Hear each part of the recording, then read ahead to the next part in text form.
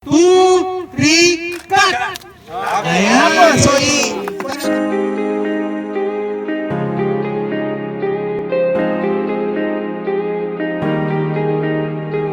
So, sinama natin doon sa proposal natin sa TDIM. Inshallah, tuloy-tuloy na ito. Tubig ay buhay daw. Kung walang tubig, parang walang buhay daw. Sa system ano niya na rin pumbayaran sa kuryente nin. Karon solar power nin. Kaya ba project na although siya nakabatad sa Lamod, bayaning God Service Yuan at Rutimana Barangay. Lamod, Ganasi, Bialog. Mula sa Quezon Romeo ay kayo po ang mag-aabil ng water system na ito. Kaya maraming salamat talaga sa ating MP na pagbigyan tayo ng pagkakataon na makaabel nito.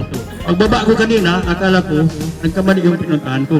Dahil nakita ko yung mga commander, ano itong activity? Peace building activity ba ito o ano ito? Dahil nga sa tubig, nandito tayo nagkakaisa. Magandang senyalis ito, dahil sa tubig, nag-ipon-ipon yung ating mga commander, yung ating military sector, para pagtulungan itong programang ito. Part kami ng cancer ng makabenefit ng programa dahil most of the time nandito naman kami sa Barangay Biarong at Barangay Lamod, kaya sana mapabot kay Sir Sema Sir na yung tropa dito masaya din kasi kami din yung makabenefit sa programa ni Sir Sema. Ako po ay nagpapasalamat sa inyong lahat pagdalo sa itong groundbreaking ceremony na gagawin natin, and especially to the office of the MP Dr. Romeo Sen.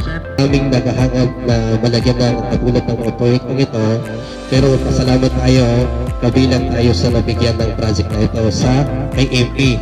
So ang budget ito is galing sa TDIF project sa initiative ni Sir Romeo Quezon. responsable na agapay sa serbisyo. Romeo K. Sema.